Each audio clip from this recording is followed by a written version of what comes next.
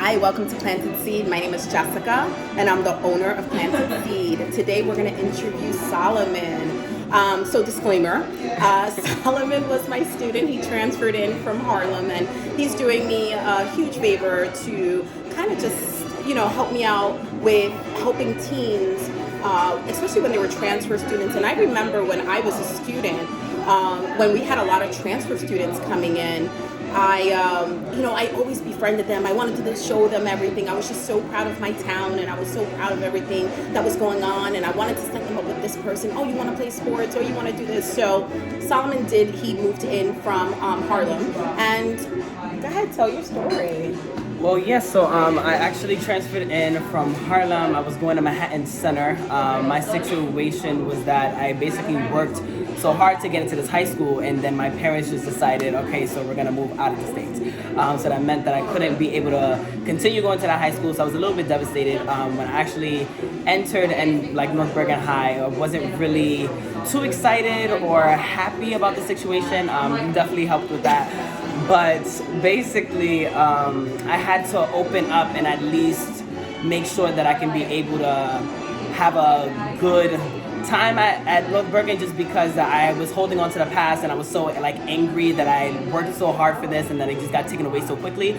But I realized that my experience at high school wasn't gonna be good unless I was actually open to it. So I had to start making friends, doing things of that nature, and then I was, I actually did enjoy my experience, at least at the later years of my high school. So. Yeah, it's very hard, especially in such a high school that there's so many students. At least there's over 2,500 students. But going forward, I know that you really wanted to get into a specific college and you wanted to do a lot of specific things. So tell me a little bit about the college process and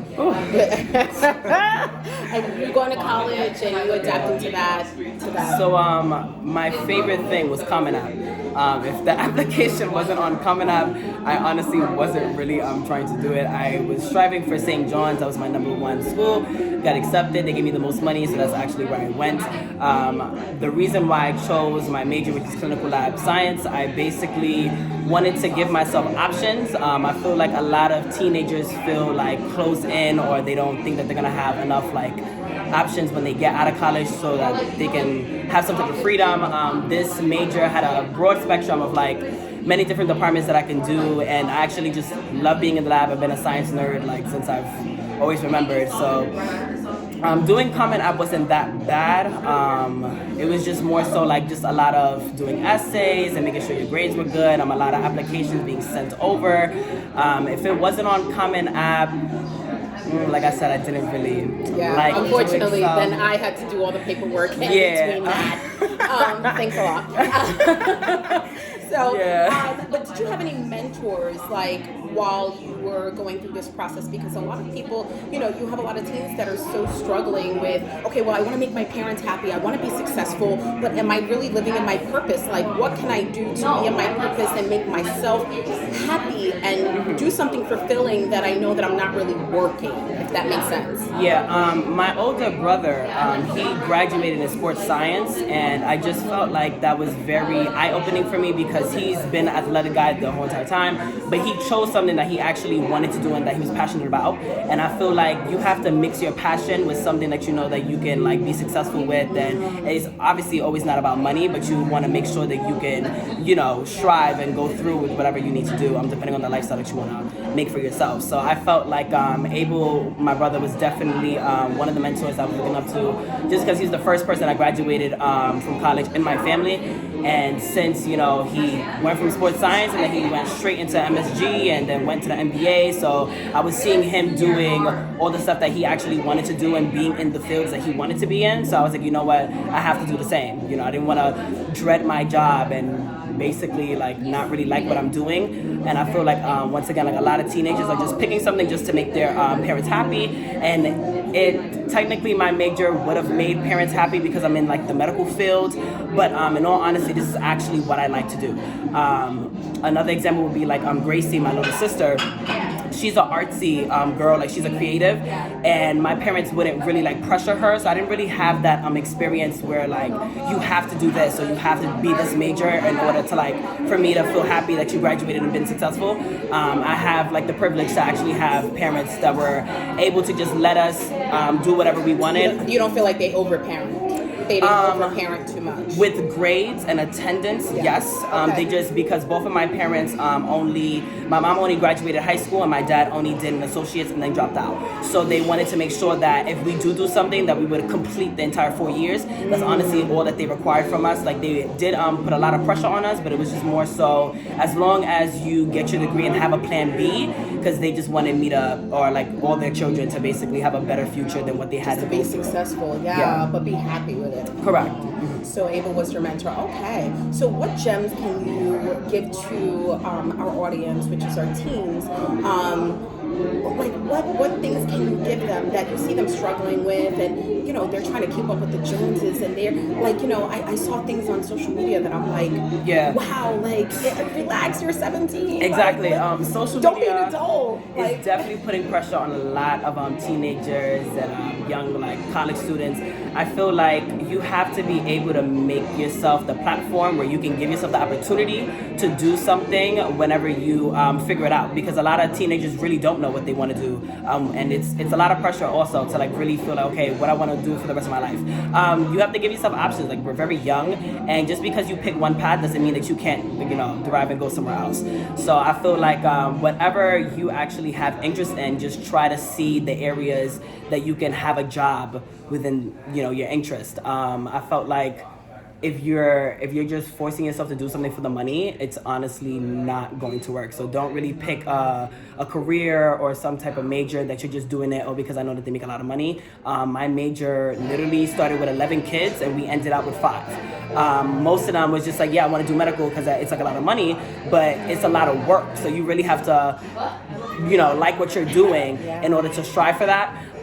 So I would definitely say to just pick something and give yourself a plan B. Always give yourself a plan B, because just because you want to do something and you go with plan A, life happens, and you know a lot of traumatic things could probably happen that you may not know about yet. So I feel like as long as you really have the passion and you have that interest to really do something, you're gonna continue to do it regardless of how hard it is. You know, I've definitely you know, like I've cried and struggled and did everything. Well, that was my next question. Like, do you feel like you struggled besides transferring over and adapting? Because I feel like you can adapt very easily. Do you feel that you know, just transferring over, you know, did you have any other struggles, like just trying to adapt at home, you know? Yeah, actually transferring really hit me harder than I expected it to be, because of the fact that I've been born and raised in New York my entire life. When I moved to Jersey, it was just like, I don't like this state. I was like, I don't like this, you know, like environment, because I'm a city boy, so I was so used to being like in that urban area. So then like coming over here, I was like, I wasn't really open to having friends and things of that nature, and that was something I actually made a mistake on. I feel like I wasted my years of freshman and sophomore year just because I wasn't open to the people around me. And there was a lot of people attempting to. It was just that I wasn't really fond about it. I was just like, I don't really like the state that I'm in, and I had to realize you cannot control like the state that you're in. At the end of the day, it's either you make the best out of it, or you're just gonna keep dreading your situation. So, you know, by junior year, I like basically shifted that perspective. And I feel like once you shift the perspective, many things can change for you, and like you can switch up everything that you think that you're be adaptable. Be adaptable. Great. So now let's talk a little bit more. I kind of want to dive in. I know that you're going to be graduating soon, and you open this amazing travel business, and I'm so excited you can book my trip, because I need to get out of here. I need a tan. Like, I mean, color. We all do it at this point. We need the vitamin C, you know? So, you know, tell me a little bit about your business with the traveling. Yeah, so my business is called Fly with Solo. I started it sophomore year of college just because I don't like going to many popular places like that, like the touristy places that everybody goes to. So I wanted to really like dig deeper and like get an actual experience that you can come back home and like, you know what, this was life changing, or like something that's actually like meaningful in a sense. So I started to really actually self-teach myself about, okay, how do I book flights? I saw an article that sparked up my like epiphany, because I saw this thing that said like tourists are going to Hawaii for free. And I was like, whoa, like if they can do that, why can't I? So I literally, for about 2 years, really started teaching myself how to do it. And then I successfully actually went to Hawaii for free and did the same thing that other people were doing before. So jealous. Yeah, so like from the points world to traveling, getting flights, deals, hotels, I basically had to really be like, I would probably say I had to be open really to a lot of different destinations, just because like I've done Philippines, I've done Iceland. Like some people are like, oh, it's too cold, or oh, this is too far away. I actually look for those type of places just because I wanted to see what it can bring for me and like what I can actually benefit from traveling there. I always recommend people to be open to your destinations and not always go to the touristy places. But even if you are going to the touristy places, what can you do different? What can you see to actually cater to your needs? Because everybody, exactly, like everybody is a different type of traveler. Some people just like to relax. Some people like to be on the go all the time. Yeah, so, you know, basically what I do is that I try to take off that struggle and like stress about planning and, oh my God, I have to find a deal or what am I going to do? Like I try to, since this is actually my hobby, like I actually really enjoy doing this. So I just make itineraries for people, I find deals, and I just try to make it more easy for people to feel like they can have the opportunity to go somewhere, because many people don't really feel like they have the opportunity, or you know what, this is going to be too expensive. Maybe I can show you a different perspective and a different price, and you're like, oh wow, like you know what, maybe I can do this. So it really makes me happy, like to see like my clients that go to these destinations and like, you know what, like I actually could do this, even especially my solo travelers, because that's a whole nother realm within itself. But I just love to encourage people and just, you know, want to inspire people to actually get out of your neighborhood and get out of, you know, the tri-state area, at least for people over here, just because we're so used to our surroundings and that we're not actually like open to doing more. So I feel like just push yourself and, you know, you can actually see way more than you expect. Thank you so much for this insight. Thank you so much. And I will tag his Instagram page on right below. And thank you so much for tuning in for What's Your Story Wednesdays. And hopefully that this plants a seed in your head. And whatever you guys need help with, you can always contact me. We are accepting clients at this time. So again, thank you so much for listening. And can't wait for you for the next What's Your Story Wednesday. Yes, thank you so much for having me. Thank you.